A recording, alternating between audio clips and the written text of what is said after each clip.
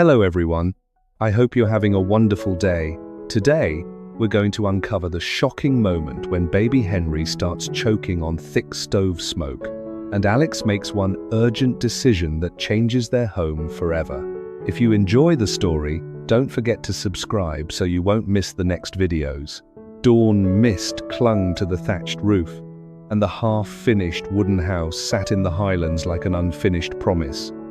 The cold wasn't just outside, it lived in every crack. Tuna moved quietly, because up here, mornings didn't begin with sunlight, they began with survival. She crouched in front of the crude firewood stove, a rough stack of bricks and ash.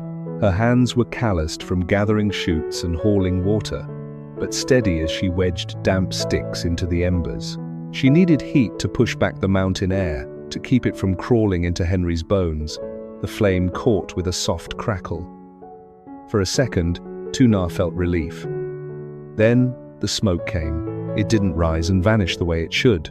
Thick, white smoke billowed up, rolled across the low ceiling, and poured back into the room as if the house were holding its breath. It seeped through gaps in the unfinished walls, but instead of escaping, it circled right back, piling into the kitchen until the air turned heavy. Henry, only 2 months old, was tucked snugly in the fabric carrier tied tight against Tuna's chest. He'd been sleeping, warm against her skin.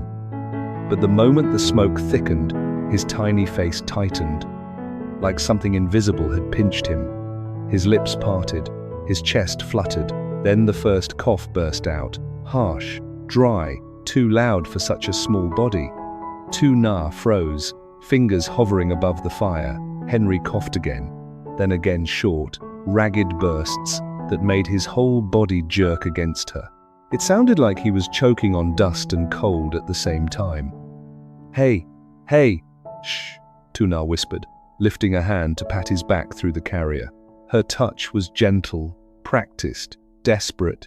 It's okay, Mum's here. But the smoke only thickened, curling around Henry's face, coiling into his new lungs. His coughs turned into a choking fit, then weak, hiccuping sobs. His tiny hands flailed, grasping at empty air, opening and closing as if he could grab a breath and pull it closer. Tuna's eyes reddened. The sting of smoke burned, but something deeper burned harder. Helplessness. This hearth, the one thing that had always meant safety, had flipped on her. The fire that kept them alive was now hurting her child. She leaned closer to the stove and poked the wood again, praying the flame would roar hot enough to lift the smoke up and out. In her mind, it was simple. More fire, less smoke. In reality, the damp sticks only smoldered. The more fuel she added, the denser the haze became. Like the house refused to breathe, the kitchen turned oppressive. The air pressed down on her shoulders. She tried to angle her body so Henry's face was away from the thickest cloud, but the smoke was everywhere, clinging to beams, slipping under the door, crawling into her hair and clothes. Henry's sobs grew quieter, not because he felt better, but because he was tiring out. That terrified her more. A baby crying meant he still had fight. A baby going quiet felt like the edge of something she couldn't name. Tuna rocked slightly, patting his back again and again, whispering the same words because she had nothing else to offer. Mum's here. Breathe, my baby. Please breathe. And that's when she sensed someone watching. Through the smoke, she saw a figure at the doorway. Alex stood there, motionless, silhouetted against the grey morning. In his hand, he still held the house blueprint, clean black lines, sharp angles, measurements that looked perfect on paper. But in the dim light, those lines seemed to blur. He didn't step forward immediately.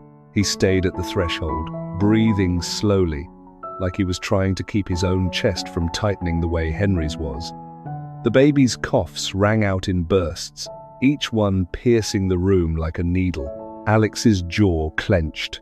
His fingers tightened on the blueprint until the paper creased. He was a CEO, used to control. He could move money, hire experts, demand results. But in this small, smoky kitchen, his power meant nothing. He watched Henry's face flush red, watched the tiny hands claw at air, watched Tuna try to tend a fire and rescue a breath at the same time. White smoke swirled around mother and child like a poisonous veil. For the first time in a long time, Alex felt powerless, and it didn't feel like losing a negotiation. It felt like watching something innocent slip toward danger while you stood there unable to stop it. In Alex's mind, boardrooms and spreadsheets flashed for a second, then vanished. All that remained was the sound of coughing, and it made everything else ridiculous. Something shifted in him, quietly, not with drama, not with speeches, just a hard, clear determination replacing the helpless ache. Alex stepped inside. His leather shoes tapped softly on damp earth. He moved carefully, not wanting to startle Tuna or crowd Henry. He stopped beside her and, for a beat, said nothing. Then he reached out and set his broad hand gently on Henry's back through the carrier, steady and warm, as if he could lend the baby strength through touch alone. Tuna looked up. Her eyes were wet, rimmed red, and exhausted. She expected judgment, maybe questions, maybe that distant CEO stare. Instead, she met a gaze heavy with concern, like a father standing too close to fear. Alex didn't scold her. He didn't ask why the wood was damp or why the chimney was short. He simply turned toward the crew waiting outside. His voice came low and firm. "Change the kitchen design," he said. "No induction stove. Build a tall chimney to pull all smoke outside. Add a high, dry firewood shelf." The workers nodded immediately. No questions. They recognized that tone. It meant now. Alex looked back at Tuna, keeping his hand steady on Henry's back. In that moment, he understood something plainly. This wasn't just construction anymore. It was protection. It was preserving a child's breath. It was deciding their home would never again become a trap. He gave Tuna a small nod, a wordless promise. Then he stepped outside and began directing the work with crisp gestures, as if he were redrawing the blueprint in the air. Hammer strikes rang out across the clearing, steady and sharp. The old stove section came down, loose bricks pulled apart, ash scraped away, the stubby chimney dismantled without mercy. Saw blades bit into wood. Nails drove home in a clean rhythm. The sound of building became the sound of change.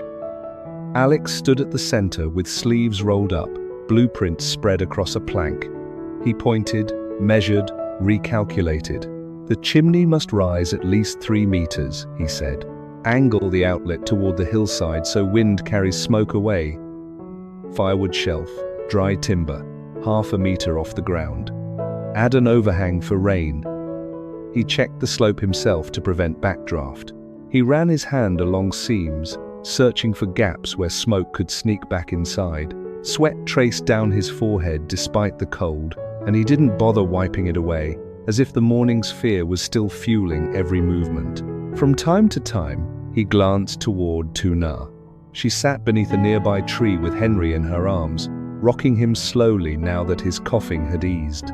Her shoulders still held tension, like she didn't trust relief yet. Alex's eyes softened for a heartbeat, then returned to the measurements. Because he knew words couldn't fix lungs, only air could. By mid-morning, the chimney frame stood tall, a stark silhouette against the half-built house. Dust settled, and the air already felt lighter, as if the house had learned how to breathe. By noon, the new flue was taking shape, rising higher than the old stubby pipe ever dared. The crew moved faster now because they understood this wasn't cosmetic. This was about air, about a baby's lungs, about warmth that didn't come with a hidden price. Alex stood in the half-built kitchen, blueprint spread across a rough plank. He pointed, measured, and checked joints with his own hands. "Seal that seam," he said, tapping a narrow gap. "Angle the outlet toward the hillside. The wind needs to carry smoke away, not throw it back. And watch the slope if it's wrong. The smoke will roll down." The workers nodded and adjusted immediately. Nails hammered in, boards tightened. The chimney base was reinforced and the frame rose straight like a spine. Alex watched the line carefully, no lean, no wobble. A chimney wasn't decoration here.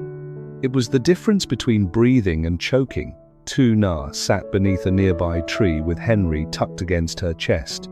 His coughing had eased once she stepped outside, but she kept listening for it, like the sound might sneak back. Her eyes stayed fixed on the kitchen, gratitude tangled with anxiety. Winter never made promises. Henry stirred, tiny fingers clutching her shirt. Tuna kissed his forehead, almost like she was checking his temperature with her lips. "It's okay," she murmured. "Just rest." Across the clearing, Alex glanced over again and again. Each time he saw them, his chest tightened, less like panic now, more like resolve. He didn't want Tuna to whisper, "Just breathe," like it was a prayer. He wanted breathing to be ordinary again. He pushed the crew to build a dry firewood shelf. "Half a meter off the ground," he reminded them. "Dry timber only. Give it an overhang, rain can't touch the logs. Wet wood smolders. Smoldering makes smoke." The shelf went up cleanly, simple and sturdy. Dry wood meant clean fire. Clean fire meant clean air. Clean air meant Henry could sleep without that awful rasp in his throat. By mid-afternoon, the tall chimney stood complete, its mouth angled toward the hillside, aimed at the valley wind. The crew sealed the final joints and brushed dust away.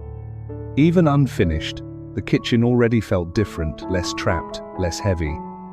The stale smell of smoke was fading. Alex stepped back and let out a long breath. The morning had felt like a cage closing in. Now it felt like the latch had been lifted. But he still needed proof. He didn't want "should work." He wanted "works." Late afternoon, light softened into amber. The crew gathered a few steps back. Tuna rose slowly, Henry awake now, eyes wide, watching the strange new structure towering above them. Alex turned to her, voice gentle but steady. "Try it now." Tuna hesitated. Her hands remembered panic. Her lungs remembered the sting. But she nodded, because part of her needed to believe something could change. She crouched by the stove, reached for dry logs from the new shelf, and arranged them carefully. She struck a match and held it to the kindling. The flame caught fast, bright, clean, alive. Tuna braced for smoke rolling back into her face. It didn't come. A thin stream rose smoothly upward, drawn straight into the tall chimney, disappearing toward open sky. No choking cloud, no bitter sting, just warmth. Tuna blinked, stunned. She waved a hand in front of her face to check the air. It stayed clear. A small smile appeared, the kind that happens when fear loosens its grip. Henry shifted in the carrier. Tuna watched him closely. No cough, no tightening face. He simply blinked, calm, as if the world had changed, and he didn't know why. Alex's shoulders eased. He nodded once, almost to himself. "Good," he murmured, like he'd been holding that word back all day. He had a worker bring a simple wooden cradle closer to the hearth, not too close, just near enough to feel gentle warmth. The cradle was plain but sturdy, placed where Tuna could watch Henry with one glance. Tuna loosened the carrier straps, with trembling hands, not from cold now, but from the aftershock of fear. She lifted Henry into her arms and held him close. He made a soft sound, not a cry. He felt warm. Slowly, she laid him in the cradle. Henry kicked lightly. His tiny hand rose, fingers opening and closing, reaching toward the flickering light like it was something fascinating and harmless. He didn't cough. He just breathed steady. Even breaths Tuna had been afraid to take for granted. Tuna sank beside the cradle, fingertips brushing the baby's soft hair. Tears gathered in her eyes, and she didn't bother wiping them away. This time they weren't made of panic. They were made of relief. Alex stood behind her, watching in silence. Firelight painted warm shadows along the walls. The kitchen felt like it had space now, like it was a room people could live in. Outside, the mountains were still cold. Fog still drifted through the trees. Wind still cut across ridges. But inside, the air was finally safe. Tuna leaned closer to Henry, listening again, not because she doubted him, but because she needed to hear normal. She held her breath until his exhale brushed the blanket and came out steady. Then she looked toward the chimney opening, half expecting the smoke to drift back like before. It didn't. It climbed and disappeared, pulled cleanly away. Alex crouched for a moment and checked the draft with his hand, feeling the warm current rise. "If the wind changes, it still goes up," he said, more to himself than to her. Tuna nodded, and for the first time that day her shoulders dropped, as if she had been carrying the whole mountain on them today. The crew packed up quietly and drifted away, leaving the three of them in a gentler, quiet one filled with crackling wood instead of coughing. The wind passing through the chimney made a faint, steady sound, almost like breathing. Darkness fell slowly, and the hearth glow became the main light. Tuna tucked a thin blanket around Henry. He yawned and drifted towards sleep. His breathing stayed smooth, no sudden fits, no desperate gasps. Alex approached carefully so he wouldn't break the moment. He stopped beside Tuna and rested a hand on her shoulder, firm and warm, not possessive, just steady, like a post you could lean on when your knees wanted to give out. Together, they looked down at Henry in the cradle. For a long moment, neither of them spoke. Words felt too small for what had happened. But the morning's fear no longer ruled the room. Alex drew a slow breath and spoke softly, as if he were speaking not only to Tuna, but to the house itself.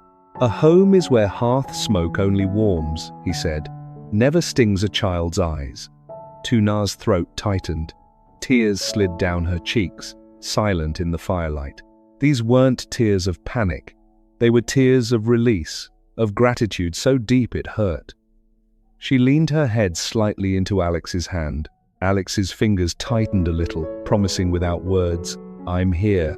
Outside, the mountain wind kept moving, still cold, still sharp. But now it helped pull smoke away. The tall chimney did its job, carrying the last wisps up and out. Tuna watched the steady flame, then watched Henry's tiny chest rise and fall. In her mind, she saw tomorrow, but now the picture changed. Tomorrow didn't have to start with fear. Alex didn't make grand promises. He simply stayed beside them, letting the fire and the quiet prove what his actions already said. This kitchen, this air, this warmth would not betray their child again. In the freezing highlands at dawn, Tuna tries to warm their half-built home by feeding damp sticks into a crude firewood stove. Instead of comfort, thick smoke floods the kitchen, and baby Henry, only 2 months old, breaks into choking coughs. Tuna panics, patting his back and whispering reassurances, while the room feels like a suffocating cage. From the doorway, Alex watches helplessly, then his resolve snaps into focus. He steps in, steadies Henry with a warm hand, and orders the crew to redesign the kitchen. Build a tall chimney angled toward the hillside to pull smoke outside, and add a raised, covered shelf to keep firewood dry. By late afternoon, the new setup works. The fire burns clean, smoke vanishes up the flue, and Henry rests calmly in a cradle by the hearth as warmth finally becomes safe.